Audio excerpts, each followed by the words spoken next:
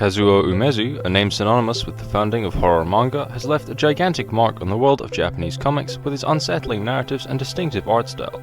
To truly understand the genius behind his creations, one must delve into the enigmatic realm of his formative years. Umezu's childhood, marked by a unique blend of personal experiences and external influences, laid the foundation for his later artistic endeavors, shaping the trajectory of his exceptional career. Born on September 3, 1936 in Wakayama, Japan, Kazuo Umezu spent his early years navigating the complex landscape of a nation undergoing rapid socio-political transformations.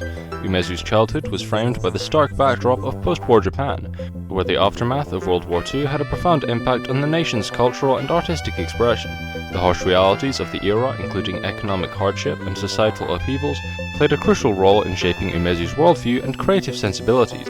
There were countless stories in the market at the time I made my debut, such as Taiko no Hachan and Norakuro. Growing up during the war, most stories were about soldiers and grit. Umezu's familial environment played a pivotal role in shaping his early years. Coming from a working-class background, his family faced the challenges that many post-war households encountered. Despite the financial struggles, Umezu found solace and inspiration within the confines of his rural family home. The dynamics of his relationships with his parents and siblings, as well as the communal bonds formed with his neighborhood, contributed to the rich tapestry of his childhood experiences. Kazuo Umezu's journey into the world of art was sparked by a maternal influence that would prove pivotal in his future endeavors. At the tender age of 7, his mother recognized and nurtured his budding talent, encouraging him to pick up a pencil and bring his imaginative visions to life through the medium of drawing. This early encouragement from his mother not only laid the foundation for Umezu's artistic skills, but also instilled in him a sense of creative freedom that would later define his unconventional approach to manga storytelling. My birthplace, in Wakayama Prefecture around Mount Koya, is now a World Heritage Site. I spent my early days deep in the mountains before enrolling in elementary school. When I say deep, I mean deep. There were no shops, no candy stores, no restaurants. I didn't know that money existed. There wasn't even so much as a barber shop. My father cut my hair with an electric trimmer. Every day was a beautiful panorama of green, but without any shops, I couldn't pass the time like most children did. When I was 7 months old, my mother got it into her head that I had a latent drawing ability. She put a pencil in my hand and showed me how to draw a circle. Lo and behold, I was pretty good at it. Not that I remember any of this, but my mother soon had me doodling flowers and things, pushing me down the path of illustration.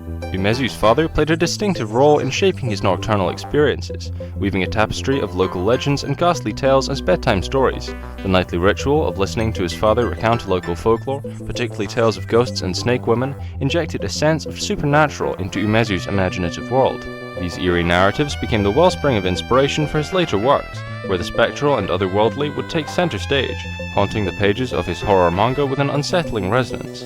Old Japanese folk stories and fairy tales could be unflinchingly brutal. They came from a time when tragedy and carnage were an everyday part of life. Now we have people calling to water them down, which essentially whitewashes history. It's insulting the memory of those who suffer to bring us these stories. In the midst of economic hardship, Umezu sought refuge in the world of popular culture, a realm that would later become the canvas for his artistic endeavors. His voracious appetite for literature and comics, especially those within the horror and supernatural genres, exposed him to a diverse range of storytelling techniques and visual styles. Influenced by the works of American horror comics and their early monster cinema-inspired pulp stories released in magazines such as EC Comics, Tales from the Crypt, Terror Tales, classic comics, as well as Japanese kamishibai, paper theater, and kashihon illustrated books, Umezu began to cultivate a fascination for the macabre and the mysterious. As a child, I liked stories with a grown-up take. An author must do everything in their power to make the texture of their work palpable. When the time comes for the work to be judged, its skills will be weighed by its audience, and by how it lives up to its potential. In the landscape of Umezu's childhood, Osamu Tezuka emerged as a towering figure, whose impact resonated deeply with the young artist. The discovery of Tezuka's manga masterpiece, New Treasure Island, in 5th grade proved to be a transformative moment. Tezuka's groundbreaking storytelling techniques and innovative approach to manga captivated Umezu, inspiring him to embark on his own creative journey within the medium. This encounter with Tezuka's work not only ignited Umezu's passion for manga, but also set the stage for his future contributions to the evolution of the art form. I started taking manga seriously in the 4th grade. My friends lent me tons of titles, and I remember thinking, this art stinks. If this stuff passes off as professional, I'm a shoo-in. The following year, Osamu Tezuka released New Treasure Island. Tezuka's creativity set him apart from the pack. He introduced elements that were largely foreign to manga at the time, such as robots and rocket ships. Children ate it up. Umezu's developmental years coincided with a period of intense global upheaval. including the Korean War and the looming threat of the Cold War. These geopolitical uncertainties, coupled with the lingering specter of Japan's wartime past, seeped into the collective consciousness of the nation. The palpable fear of the uncertainty of the times left an indelible imprint on Umezu's young mind, providing him with a wellspring of inspiration for crafting tales that would resonate with the anxieties and fears of his audience. Venturing into his late teens, Umezu continued to hone his artistic skills and expand his creative horizons. His journey took a significant turn when, at the age of 18, he achieved a remarkable milestone by publishing his first manga, Mori no Kyodai, Brothers of the Forest, in 1955, based on the traditional German folktale of Hansel and Gretel, with a great deal of visual influence from the likes of Tezuka. This early work not only marked the beginning of his professional career, but also showcased his ability to weave compelling narratives that captured the imagination of readers. If your drawings didn't look like Tezuka's, companies wouldn't pick up your work. So at first I drew my characters Tezuka style, cartoony with circular faces. Once I got popular, I was able to draw my own thing. As Umezu delved deeper into the manga scene, he began experimenting with various genres, including gekiga, the burgeoning new market for philosophically rich and often dark stories targeted towards adults, and shoujo, targeted at a young female audience. This period of exploration allowed him to push the boundaries of conventional storytelling and visual styles. His foray in the late 1950s into both extensively reading and drawing shoujo manga, characterized by its romantic and emotionally resonant themes, proved to be particularly influential. The delicate lines and expressive characters, often featuring idealized effeminate traits and large glossy eyes, left an impact on Umezu's evolving style, shaping the way he approached character design and emotional storytelling. When I think of Osaka, I think of a big city. I'm from Gojo, Nara, so Osaka is the closest big city there from Gojo. When I started drawing manga, I submitted a story to Shoujo Book, published by Shueisha, and they decided to feature and serialize it. Haha Yobu Koe was serialized for a year, and I also drew other stories, but I felt that I still didn't have enough skills. I brought my own story to a publisher in Osaka because I wanted to start over. I drew mangas in Osaka until that publisher went out of business. After that, I came to Tokyo. Notable early shoujo works published by Umezu include Haha Yobu Koe, Ningyo Shoujo, Nekome no Shoujo, Romance Medicine, and Maraboshi Shoujo, each seeing modest success and allowing Umezu to continue his manga ventures. During this time, Umezu's engagement with the manga community expanded, bringing him into contact with other emerging talents. Interactions with fellow artists and exposure to diverse perspectives fueled his creative ambitions. Umezu's willingness to embrace new ideas and challenge traditional norms became a hallmark of his approach, setting him apart in a rapidly evolving manga landscape. Before I arrived, I was writing for Kodansha's girl-oriented serial, Shoujo Friend. My cat-eyed girl, Nekome no Shoujo, was well received, and soon I had a shonen magazine knocking at my door. I had 2 weeklies, which I handled 100% on my own, no assistance. Then one day my editor suddenly asks for my work a week in advance. Essentially, I had to write 4 issues in the time span I normally had for 2, but what could I say? So I nearly kill myself meeting this unfair deadline. I visit my editor to deliver the finished pages. Editors never come to you unless they want something, and he says with a knowing laugh, "You're looking a little haggard, ha ha ha." As Umezu navigated the challenges of youth, the world around him was undergoing profound changes. The 1960s marked a period of social and cultural transformation in Japan, with a burgeoning youth culture and growing appetite for innovation in storytelling. Umezu's ability to tap into the collective consciousness of a generation and translate their fears and aspirations into captivating narratives solidified his position as a trailblazer in the manga industry. The 1960s marked a significant juncture in Kazuo Umezu's artistic journey as he transitioned towards the horror genre, fusing the delicate elements of shoujo manga with the chilling tales that had haunted his youth. This shift proved to be a masterstroke, allowing Umezu to carve a niche for himself into the manga landscape.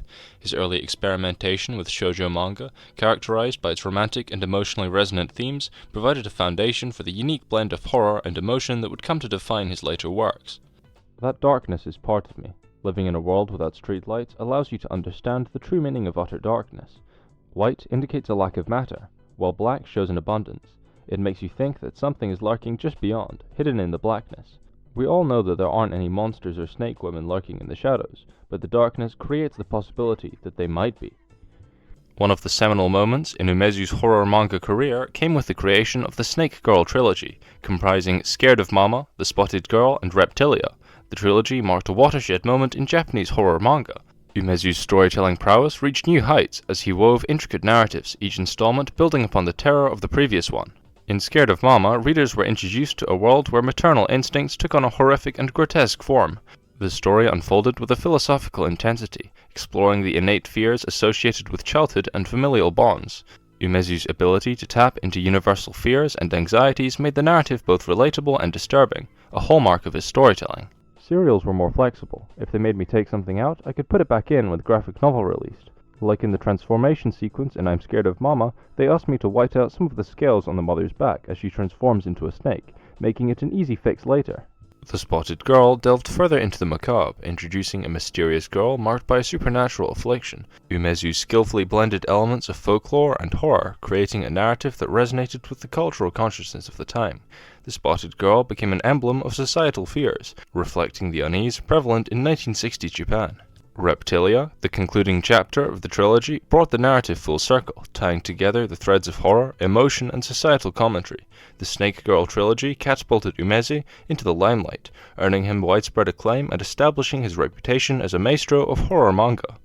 As Umezu basked in the acclaim of the Snake Girl trilogy, he continued to push the boundaries of horror manga with the creation of Cat-Eyed Boy, Nekome Kozo, in the late 1960s. This iconic work showcased Umezu's ability to craft tales that blurred the lines between the supernatural and the psychological, further establishing his status as a master of horror. Cat-Eyed Boy introduced readers to a protagonist with a striking and eerie appearance, an amalgamation of human and feline features. The titular character, rejected by both human and monster societies, served as a symbol of societal otherness. Umezu skillfully used Cat-Eyed Boy as a lens through which he could explore the themes of prejudice, alienation, and the darker aspects of human nature. As Umezu continued to refine his narrative techniques, Cat-Eyed Boy evolved into a story that blended elements of horror, morality tales, and social critique. The character of Cat-Eyed Boy became a vessel for Umezu's exploration of the human condition, as he faced prejudice, fear, and the consequences of his own monstrous existence. Parallel to the success of Cat-Eyed Boy, Umezu continued to weave intricate and terrifying tales.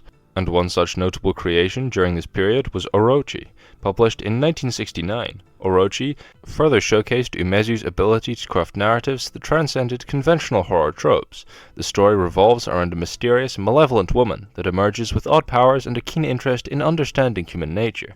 Drawing inspiration from Japanese mythology and paranormal stories, Umezu intricately intertwined supernatural elements with societal commentary. In Orochi, Umezu explored themes of cynical destruction, fate, and the inevitability of human frailty. The narrative unfolded with a sense of mystique, capturing the essence of the turbulent times in which it was created.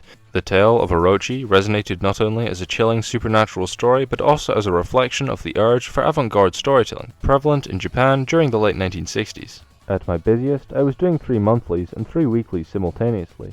Cat-Eyed Boy, Orochi, I was drawing like a madman. The work was physically demanding. I could feel my strength slipping away and thinking, this time tomorrow I'll be dead. I don't mean that as a figure of speech. As Umezu's body of work expanded, his influence on the horror manga genre became increasingly evident. His ability to blend cultural folklore, societal critique, and psychological horror set a new standard for the medium. Umezu's impact reached beyond the pages of his manga, influencing a generation of creators who would continue to push the boundaries of horror storytelling in the decades to come. Amidst Umezu's prolific exploration of horror and societal themes, the 1970s witnessed the creation of his magnum opus, The Drifting Classroom. This epic work, serialized from 1972 to 1974, served as a testament to Umezu's unparalleled ability to weave intricate narratives that transcended the conventional boundaries of horror manga.